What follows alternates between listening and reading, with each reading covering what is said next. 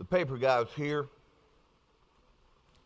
Every Monday morning, a cashier at Eckerd's drugstore greets me with these words.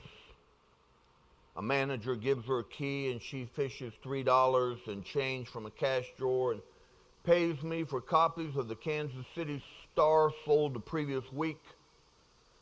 I pick up the 10 or 12 unsold papers and throw them in my car next to the returns from the supermarket, the donut shop, and the Texaco gas station. Quite a difference from a year ago. Then I would announce myself in response to a judge's perfunctory order. Counsel, state your appearance. Instead of delivering papers from 1:30 a.m. to 6 a.m., I spent my nights sleeping, my days in an office, a courtroom, or a library. It all changed 12 months ago. For the second time in 6 years, I abandoned my solo law practice. I stopped returning phone calls, forgot to pay bills, and ignored court dates. I began to sleep 16 hours a day.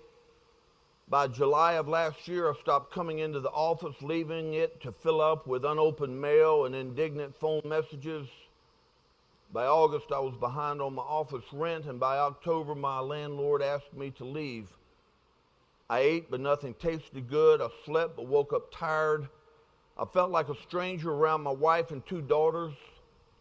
Thoughts of suicide shadowed me. In the midst of all this, I knew it had returned. Tracy Thompson, the journalist, calls it the beast. To Winston Churchill, it was his black dog. To me, it is both of these, a nameless, faceless thing that infects me with despondency so bleak I fear I will never feel joy again. It is depression. In the United States today, 17 million people are currently suffering from depression. In addition to those incapacitated by depression, there are countless millions of others who continue to function but who are seemingly in a haze due to discouragement or disillusionment. These are people who are down and discouraged but for whom there is no medical explanation. Depression and discouragement is nothing new. They are not conditions new to society. They are not conditions new to the world, and they do not affect only non-Christians. Some of the strongest Christians, some of the most godly people in the world have gone through periods of depression and discouragement. Some of the people most used by God have suffered some of the worst periods of depression and discouragement when they seemed unable to continue, when it seemed that there was no joy in sight and no hope on the horizon. When we look back in the Bible, we remember, for instance, Elijah. In 1 Kings, we read about Elijah, that great prophet of God during a time of depression. Earlier, Elijah had gone up on top of the mountain and he had called down fire from heaven. And God had used that fire to consume Elijah's sacrifice and the altar and the various stones and to lap up the water from the ground that Elijah had poured. Elijah knew a great spiritual victory. But there in chapter 19, we read that he was so discouraged, so down and depressed, that he wanted God to kill him. We remember Jeremiah. In both the 1st and 15th chapters of Jeremiah, we read of the discouragement, the depression, and the frustration of Jeremiah. He too cried out and said, God, how long will you leave me like this? How long will you ignore me? How long will you forget me? Jeremiah was discouraged. Remember John the Baptist? John the Baptist, when Mary came to John's mother, Elizabeth, John was still in the womb, and even at that point, he leapt with joy when Mary walked into the room with Jesus in her womb. John the Baptist was the one that Jesus came to in the wilderness. John is the one who baptized him in the Jordan River. John is the one who said, he must increase and I must decrease. John is the one who heard God speak from heaven and said, this is my beloved Son in whom I am well pleased. John is the one who encouraged his disciples to follow Jesus. And yet when John was arrested and thrown into prison, John sent word to Jesus, are you the one? He'd seen all of those miracles. He'd encountered Jesus himself, but he reached a time in prison where he basically said, "Why am I here? Why have you not established your kingdom?" John was down, discouraged, and depressed. My friends, I want you to know that even Paul, one of the men accused of turning the world upside down for Christ, Paul, the man who planted churches across the Roman Empire, Paul, the man who with divine inspiration wrote nearly half of the New Testament, even Paul was sometimes discouraged and depressed. In 1 Corinthians chapter 2 and verse 3, Paul wrote, "And I was with you in weakness and in fear and in much trembling." According to this verse, in the early days of Paul's ministry in Corinth, he was a wreck. He felt powerless, ineffectual, discouraged, depressed, and defeated. He felt whipped. But that's not how he finished his ministry there. Before Paul left Corinth, he was preaching boldly with power and with victory. Before he left, he had led many people in the city to Christ, and he had planted a church. Turn back with me, if you will, please, to the book of Acts. Acts chapter 18. Acts chapter 18, we'll begin in verse 1. Let's look together and see what caused Paul's discouragement and how God changed that discouraged Paul into a victor once again. Acts chapter 18, and beginning in verse 1.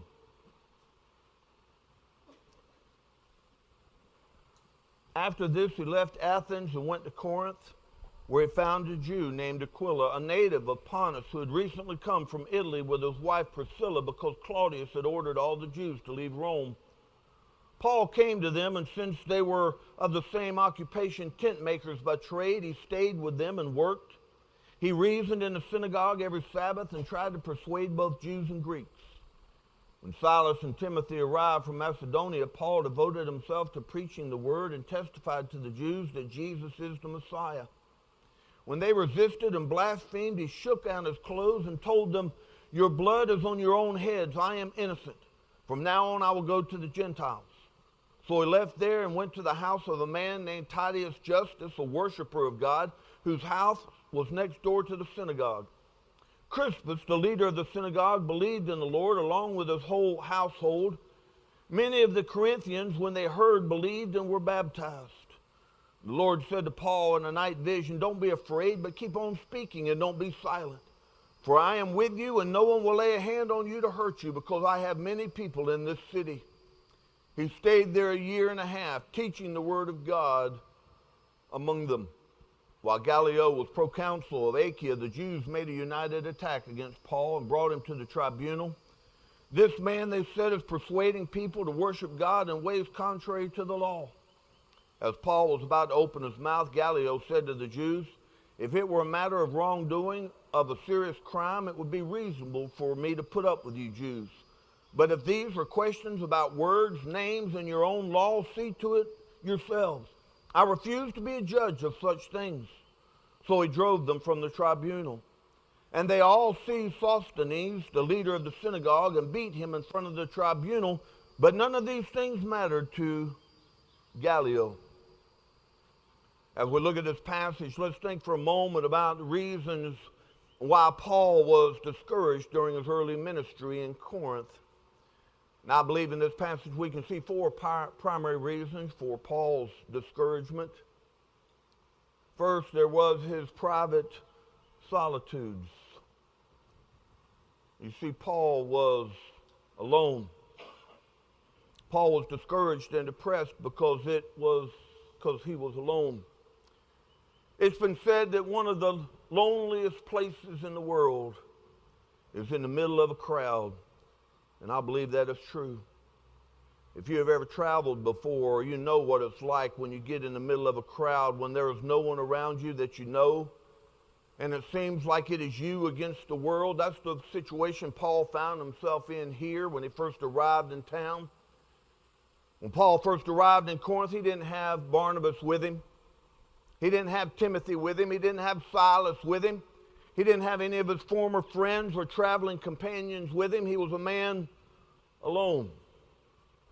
He looked around the city of Corinth and he found no friends he grew up with, nobody he could share old memories with.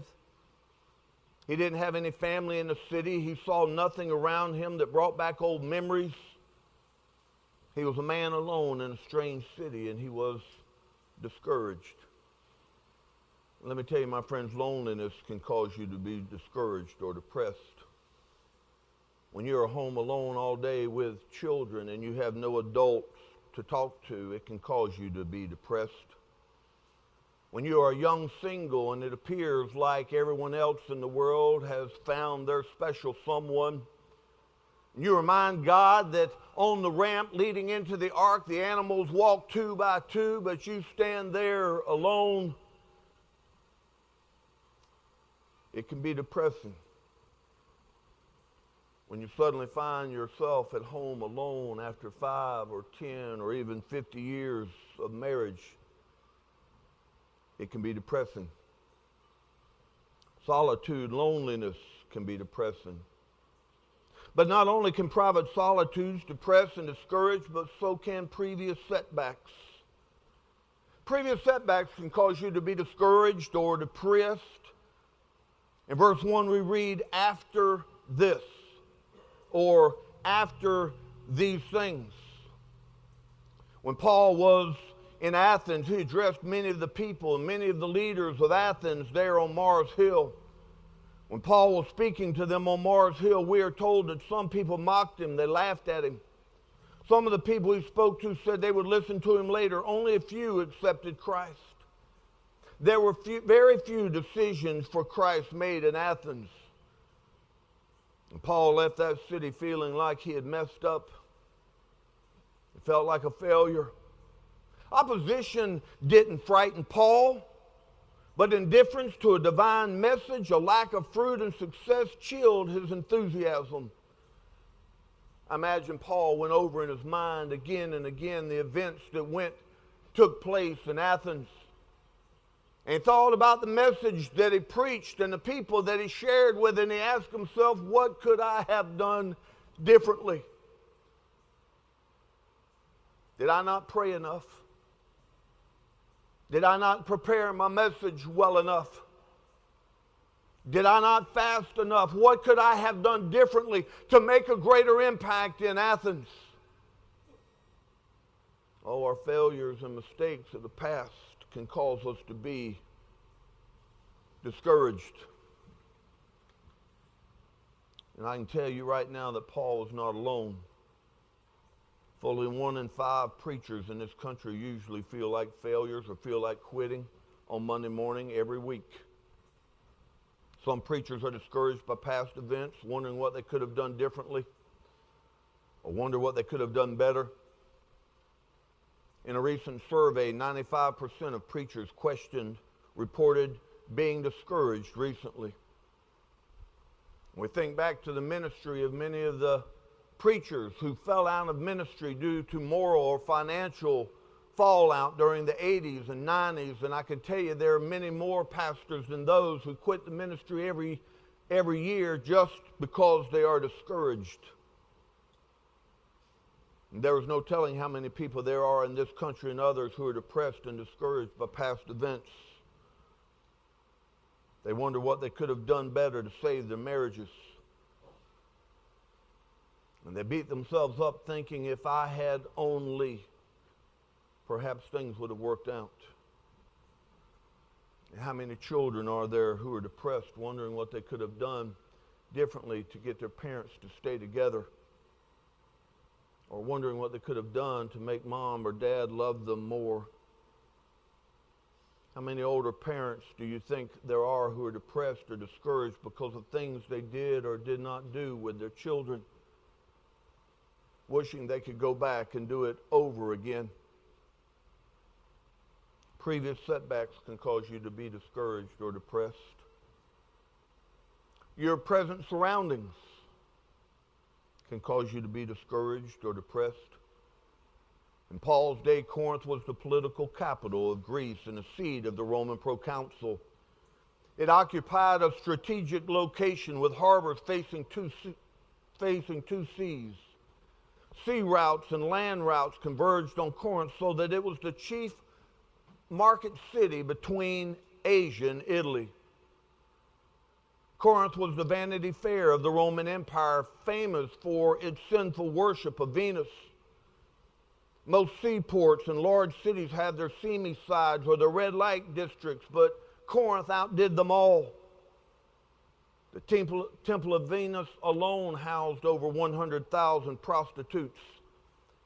The city was so wicked that its name, Corinth, became a synonym for immorality.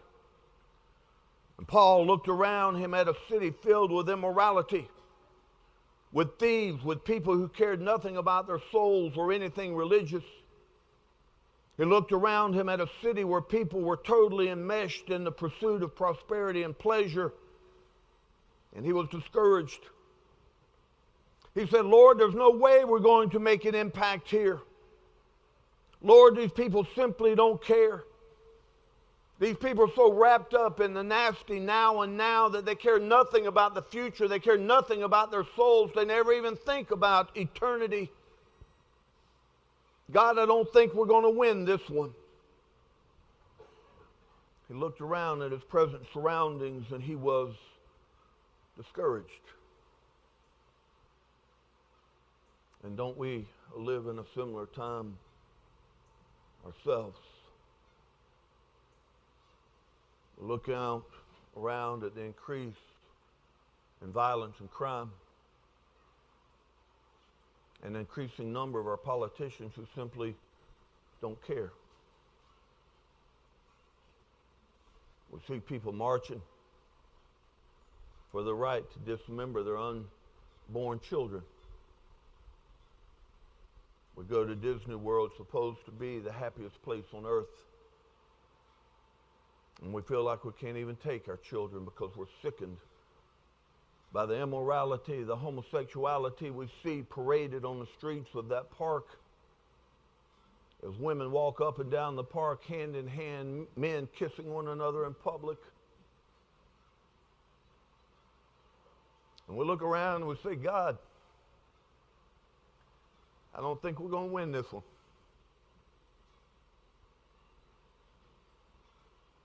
And a growing number of our leaders in our country seem that they are totally oblivious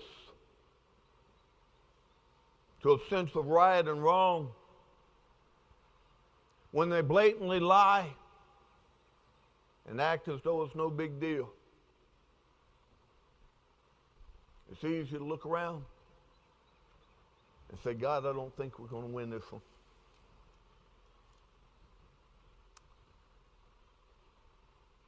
Our present surroundings can be discouraging.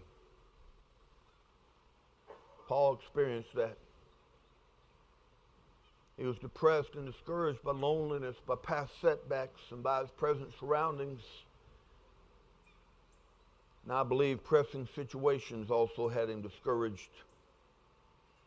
In verse 3, we read that Paul wrought, or he worked at his trade of tent making during the week. And then in verse 4 we read that he reasoned with the Jews in the synagogue every Sabbath day.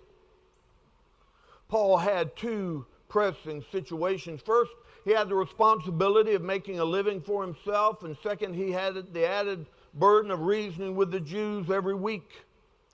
He was teaching and preaching in the synagogue every Saturday. Paul was meeting himself, coming and going, and he was worn out. And let me tell you, if you allow yourself to have too many pressing situations, if you end up with too many irons in the fire, if you don't get enough sleep or enough lazy time, when you allow your mind to just wander, it can cause you to be discouraged or depressed. A number of years ago, while I was attending seminary, I was taking a full load of classes, was studying and tests, working as a youth pastor part-time, also working on a farm, also working remodeling houses. Just about got burned out. I reached a point where I could hardly sleep. or watching TV, I'd turn it off because I couldn't follow the story. I enjoy reading, and I would read a page and not remember what I had just read and read it again and realize I couldn't follow the story. Wore out. Fortunately, a family member came and took me out of town and were able to get some rest. Pressing situations can cause you to be discouraged or depressed. What then is the answer? How can you keep from falling into discouragement and depression? And what can you do to climb out of that hole when that's where you find yourself? I believe in the life of Paul, we see three biblical means to restart your motor, to repaint your tomorrow, and to rejuvenate your energy. Look there again with me, if you will, please, in verse 5. When Silas and Timothy arrived from Macedonia, Paul devoted himself to preaching the word and testified to the Jews that Jesus is the Messiah. Number one of the things that helped Paul climb out of that pit of despair, that hole of despondency, was he was once again able to hang out with godly encouragers. In verse 5, we read that when Silas and Paul arrived, he was rejuvenated. And he received a fresh vision and burden for the Corinthian people when he started hanging out with godly encouragers. Now, Paul was already living and working with Aquila and Priscilla, but they were immature, new Christians at the time. When Timothy and Silas arrived, however, sure enough, on fire, excited Christians, he was excited again. He was rejuvenated again. He got a vision again. And I don't think you folks understand how encouraging you can be to other folks simply by being there. I don't think you realize how you can encourage others and be encouraged just by your presence. Ask a fellow church member, ask them if it makes any difference to them after they have studied and prepared during the week. If it makes any difference to them whether or not you come or attend or not. Ask the folks who sit around you at church. Ask them if they are encouraged by your presence when you're here, when there's a full house. Ask that family up the street who just had someone die if they find it encouraging just knowing that you are there. Ask that shut-in, unable to get out anymore, that person who's temporarily sick or disabled, if they find your presence, your visit, encouraging. Listen, you need to be selective about who you hang out with. There are basically three types of people. There are those who will pull you down, joy suckers. There's never anything right with them. It's too hot or too cold or too something. They don't have a life, so they'll steal yours. They have no joy in their life, so they'll get pleasure from stealing it out of yours. And then there are others who are friends that you are kind of neutral when you're around. Sometimes they'll pick you up and sometimes you'll pick them up. It's a I pat your back, you pat mine situation. And then there are those who lift you up almost every time you're around them. They're walking with God and they encourage you, they lift you up, they give you hope, they bring joy to your life. They remind you of the victory that God brings to people's lives. They share with you how God has answered their prayers. They point out to you how God is working. Now, we need to minister to those joy suckers. We need to show them the love of Jesus, and we need to show them that Jesus can make a difference in our lives just as he has ours. But you can't hang out with them people all the time. They'll suck the life out of you and leave you just as depressed and joyless and lifeless as they are. Get around some godly encouragers. Get around some soul winners. Get around some people who are going and growing and walking and winning with the Lord. Get around some people who are living Christian life as Jesus described it. And let them encourage you. Save your places and turn with me, please, to the book of Ecclesiastes. There in the middle of your Bible, Psalms, Proverbs, Ecclesiastes. Ecclesiastes chapter 4. Ecclesiastes chapter 4, look there if you will in verse 9. Ecclesiastes chapter 4, beginning in verse 9. Two are better than one, because they have a good reward for their efforts. For if either falls, his companion can lift him up, but pity the one who falls without another to lift him up. Also, if two lie down together, they can keep warm, but how can one person alone keep warm? And if someone overpowers one person, two can resist him. A cord of 3 strands is not easily broken. You know, when you're tired and when you're frustrated and when you are discouraged, often your natural response is to want to be alone. I remember reaching that state a number of times while going through seminary. But I found that the time when I would be encouraged and rejuvenated the most was the times when I would force myself to get out of the house and go and begin visiting my youth and ministering to them and visiting with their families. When you're discouraged, when you're down, our natural inclination is to get alone. But that doesn't help us climb out of the pit. You need to surround yourself with some people who love the Lord also, who can encourage you and remind you why we're doing what we're doing. If you want to prevent discouragement, if you want to find your way out once you've fallen in, hang with godly encouragers. But not only did Paul begin to hang with some godly brothers and sisters, but he also began to take care of himself. Look there again, if you will, please, in verse 5. When Silas and Timothy arrived from Macedonia, Paul devoted himself to preaching the word and testified to the Jews that Jesus is the Messiah. In verse 5, we find that Paul was joined in his work by Silas and Timothy. Those 2 Christian friends brought a gift and offering with them, so Paul no longer had to work so hard during the week trying to support himself while also teaching others on the weekend. He began to get a little rest. He began to take care of himself a little bit. He began to take care of his body.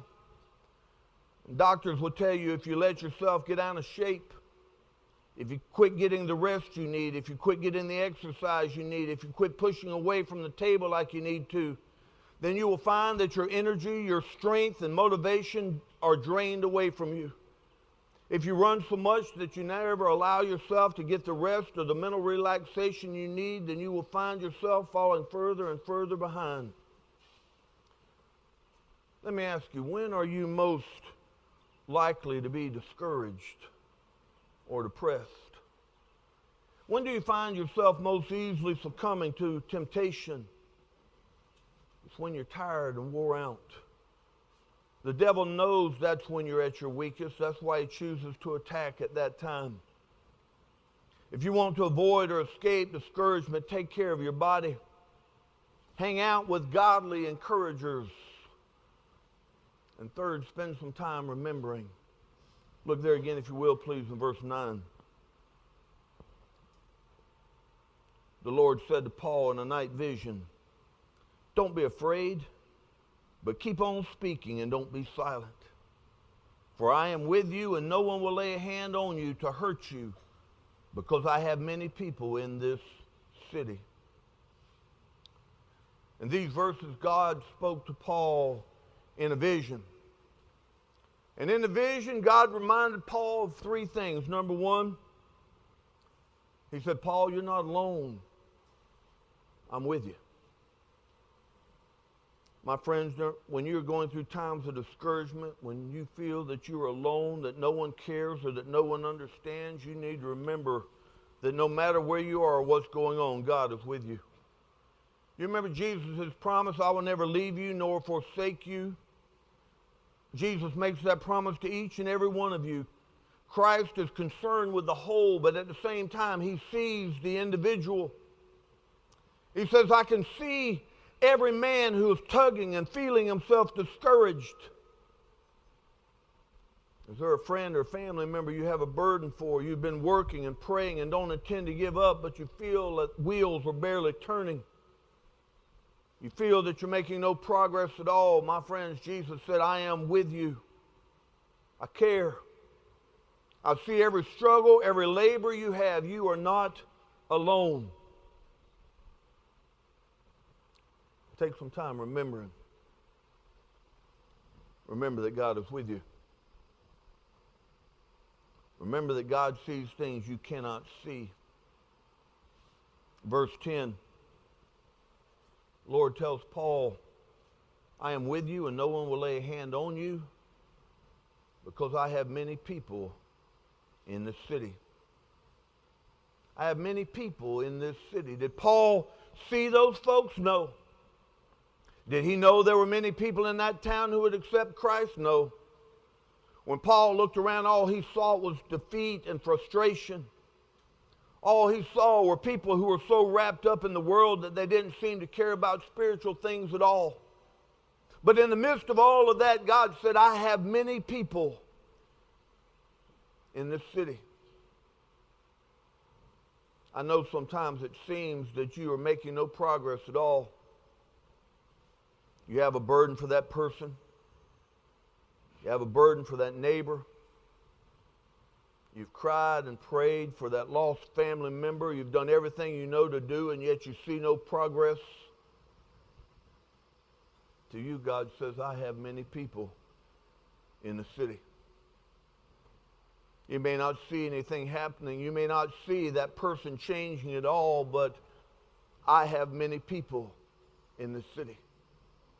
I see things you cannot see. When you're discouraged, remember God is with you. Remember God sees things you cannot see, and remember that God does things you cannot do. Look there again, if you will, please, in verse 12. While Gallio was proconsul of Achaia, the Jews made a unified attack against Paul and brought him to the tribunal. This man, they said, is persuading people to worship God in ways contrary to the law. Drop down to verse 17. And they all seized Sosthenes, the leader of the synagogue, and beat him in front of the tribunal. But none of these things mattered to Gallio. God does things you cannot do. We find Paul being arrested and hauled into court again. The Jews were upset that Paul was preaching to the Gentiles and he was having such success when they were failing miserably at getting people to follow their religion, so they hauled Paul into court. Paul didn't even get a chance to open his mouth before the judge, the area ruler, had the case thrown out of court, and he had the Jews run out of the building.